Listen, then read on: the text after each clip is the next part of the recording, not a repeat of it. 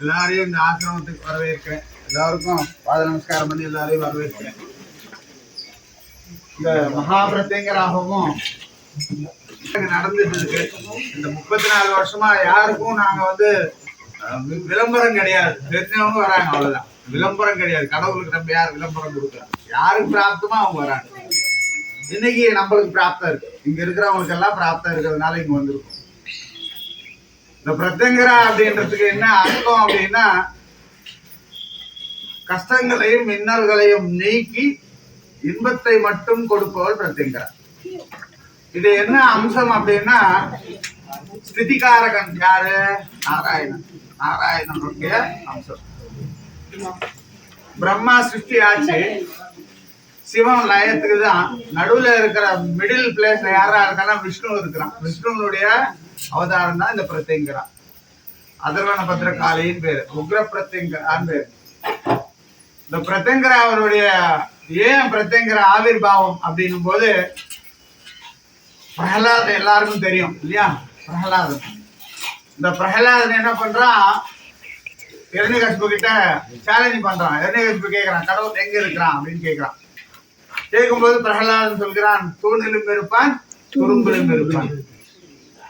அப்போ இரண்யகசிபன் யோசனை பண்றான், அப்ப இந்த தூண்ல இருக்கானா அப்படின்னு கேட்கிறான். அவர் இருக்கிறார், கூப்பிட்டா வருவாரா? வருவார்.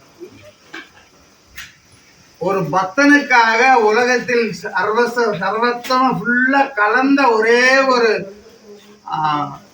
அவதாரம் எதிரானா நரசிம்ம அவதாரம் மட்டும்தான். எங்க கூடுவானோ தெரியாது, தூண்ல கூடுவானா, துரும்புல கூடுவானா, எதுல கூடுவானது. பக்தனுக்கு பயப்பட்டான். யாரு? கடவுள். அப்படி இருக்கணும். நம்ம பரிசுத்தமா இருந்தா கடவுள் நம்மளுக்கு என்ன பண்ணுவான்? ஐயோ எப்ப கூடுவானோ தெரியாது, எங்க போகணும் தெரியாது, நம்ம பையன் கஷ்டப்படுறானே அப்படின்னு வந்துருவான். கடவுள் கூப்பிட்டோன்னு வந்துருவான். அப்போ கூப்பிடுறாரு, இந்த தூண்ல இருப்பானா அப்படின்னும் போது, இருக்கிறான் அப்படின்னும் போது தூணை உடைக்கிறாரு. தூணை உடைக்கும் போது வெளியே வர்றாரு, நரசிம்மர் வர்றார். வந்த உடனே ஹிரண்யகசிபன் என்ன போட்டுறார், வாசல்ல எடுத்துமே போட்டு கிழிக்கிறார். கிழிக்கும் போது என்ன ஆகுறாருன்னா, ஆனா சிங்கம் ஆச்சு. சிங்கம் அதனுடைய தன்மை இருக்கும் இல்லையா? சிங்கத்தினுடைய தன்மை என்ன? ரத்தத்தை ஸ்வீகாரம் பண்ணு. அப்போ ஹிரண்யகசிபனுடைய ரத்தத்தை ஸ்வீகாரம் பண்ணார். முதல்ல சிங்கம்னா கோபம், ஹிரண்யகசிபனுடைய அந்த ராட்சசத்தனம் ரெண்டும் இவருக்கு சேர்ந்து போய் இவரால் அதை கண்ட்ரோல் பண்ண முடியாம தேசாடனம் வந்துடுறார்.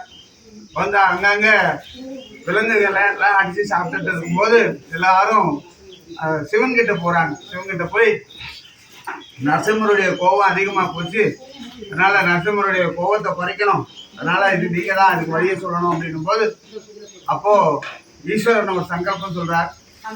ஆடி அமாவாசை இன்னைக்கு, ஆடி அமாவாசை அன்னைக்கு என்னுடைய ஆவிர்பாவம் நடக்கும், நீங்க போங்க அப்படின்னு சொல்லி அவங்களை அனுப்பிச்சிடுறார்.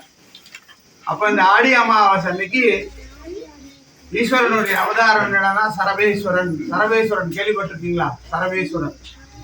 இந்த சரபேஸ்வர அவதாரம் எடுக்கும் போது ஆண் மட்டும் இருந்தால் பத்தாது, பெண்ணும் இருந்தால்தான் அது ஒரு பரிபூர்ணமான நிலை கிடைக்கும். ஒரே ஒரு ஆம்பளை இருந்தான்னா வயசான வரைக்கும் என்ன பண்ணுவான்? ஒண்ணும் பண்ண முடியாது. பெண்ணோட சேர்ந்தாதான் அந்த வாழ்க்கை நல்லபடியா இருக்கும். அதனால அப்போ சிவன் என்ன பண்றாரு, ஒரு பக்கத்துல பிரத்யங்கரா, ஒரு பக்கம் சூலினி என்ற 2 ரெக்கைகளை சேர்த்து கொண்டு வரார்.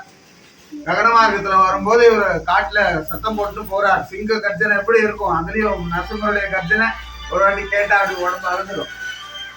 அப்படி போகும்போது ஸ்ரீசைலம் காட்டுல அவர் போறார். அந்த கர்ஜனை பண்ணிட்டு போகும்போது இந்த சர்வபக்ஷியானவர் நேரா போய் அந்த நரசிம்மரை அந்த 2 காலையும் எடுத்துக்கிட்டு, இமேஜ் பண்ணி பாருங்க எப்படி இருக்கும் பாருங்க. அதை எடுத்துக்கிட்டு நேரா ஸ்ரீசைல சிகரங்கிறதுக்கா புனர்ஜன்மன விஷயத்து இந்த ஸ்ரீசைலம் மலையில எடுத்துட்டு போய் அவரை எடுத்துட்டு வச்சுட்டு அந்த 2 ரெக்கைகளால அணைக்கும் போது அவருக்கு கோபம் குறைஞ்சுதான். யாருக்கு?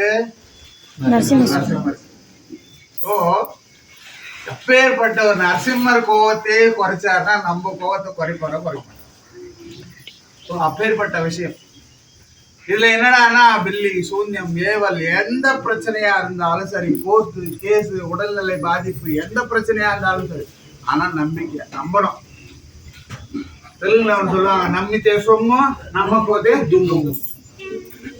நம்பினால்தான் எல்லாமே நம்பிக்கை தான். நம்ம சனாதன தர்மத்துல இருக்கிறதெல்லாம் நம்பிக்கை மட்டும்தான். கடவுள் இருக்காருன்னா இருக்கார். கண்ணதாசன் பாடினா, நம்பிக்கை வைத்து கல்லையும் பார்த்தால் கடவுளும் காட்சியடா, இல்லைன்னா கல்லுதான். அப்போ வாசப்படியில இருக்கிறதும் கல்லுதான், மூலஸ்தானத்துல இருக்கிறதும் கல்லுதான். அப்போ வாசப்படியில போகும்போது அந்த வாசப்படி சொல்லுதான், நானும் கல்லுதான், உள்ள இருக்கிறதும் கல்லுதான், என்னை மட்டும் மெரிக்கிறீங்க, அதனால மட்டும் பூஜை பண்றீங்களே, இது என்ன நியாயம்னு கேட்டுதான். புரியுதா கதை சொல்றது? வாசப்படியில இருக்கிற கல்லு எல்லாம் மெரிசின்னு தானே போறோம்.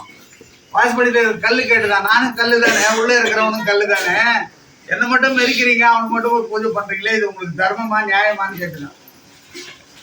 அப்போ அங்க வந்தவர் சொன்னாரா, ஒரு ரிஷியா, அவர் சொன்னாரா, என்ன கேட்காத, நேரா உள்ள உட்கார்ந்து நிக்கிறது பாரு, அதை கேளு போய் அப்படின்னா. சரி, எல்லாரும் வெளியே வந்துட்டாங்க. ராத்திரில 2 பேரும் சம்பாஷணம். யாரு? வாசப்படி கல்லும் உள்ள இருக்கிற கல்லும் சம்பாஷணம். உனக்கு நியாயமா? நானும் கல்லுதான், நீயும் கல்லுதான், என்ன மட்டும் மெரிக்கிறாங்க, உன்னை மட்டும் நமஸ்காரம் பண்ணிட்டு போறாங்களே, இது என்ன நியாயம் தர்மமா அப்படின்னா, அவ சொல்றாளா, உனக்கு மட்டும் மெரி இல்ல, எனக்கும் சில்பி இருக்கிறான் பாரு, மெச்சி மெச்சி மெச்சி அடிச்சு அடிச்சு அடிச்சு உடம்பெல்லாம் புண்ணாயி போச்சு எனக்கு. புரியுதா? நீயாவது அப்படியே கிடக்குற, எனக்கு அப்படி இல்ல. டெய்லி வருவான், அடிப்பான், டக்கு டக்கு டக்கு டக்குன்னு அடிப்பான், புண்ணாயிடும் உடம்பு, காய்ச்சி உப்புவான், போட்டு பண்ணுவான், எல்லாம் பண்ணுவான். இதெல்லாம் நான் சகிச்சுட்டேன். அந்த சகிப்புத்தன்மை எனக்கு இருந்ததுனாலே நான் கோயிலுக்குள்ள உட்கார்ந்து எல்லாரும் நீங்க எல்லாம் என்ன வந்து கும்பிடுறீங்க. அந்த சகிப்புத்தன்மை இல்லாதனால நீ அங்க இருக்கிற, நான் இங்க இருக்கிறேன் அப்படின்னு அந்த உள்ள இருக்கிற விக்கிரகம் சொல்லிட்டான். அது மாதிரி ஓர்ப்பு சகனம் 2 இருந்தா வாழ்க்கையில துன்பம் கிடையாது.